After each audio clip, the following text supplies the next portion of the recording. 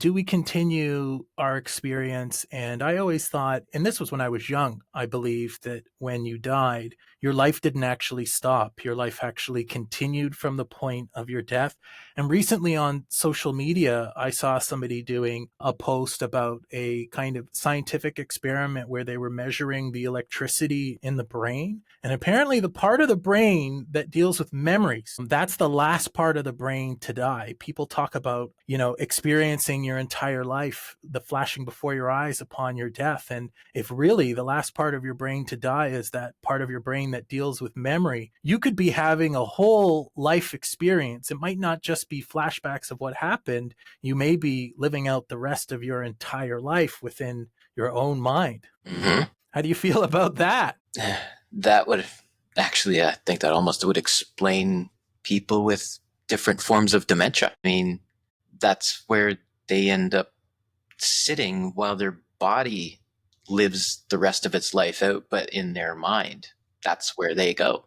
Because that's how you can kind of explain, I guess, a certain, say your grandmother thinks it's 1962 right now when it's when it's 2025. I have to get used to the year now too. I'm time traveling. Why not? But yeah, it's that's why I believe they don't realize that time has gone. You don't feel different. You don't notice it until you go look in the mirror and you realize, oh crap, I'm now much older. I still feel the exact same I did when I was 10, 12 years old. Mentally a little different, hopefully.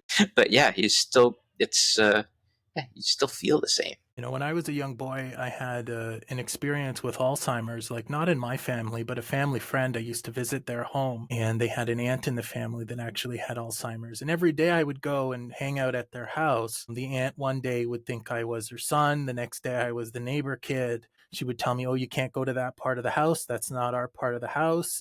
Get off the lawn. And it was wild to see somebody with Alzheimer's kind of jumping around within their mind, and how much your reality is based on what your brain processes rather than what could actually, real. The problem though is that even the things that you experience, they get proven later as being real to other people. Alien abductions, for example, that's one of those things that many people have the same experience. When people die, everybody describes seeing the tunnel of light and having their life pass before their eyes. There's so many similarities in the way that we experience things that kind of confirms, a lot of things to be true, even though there may not be scientific proof of it.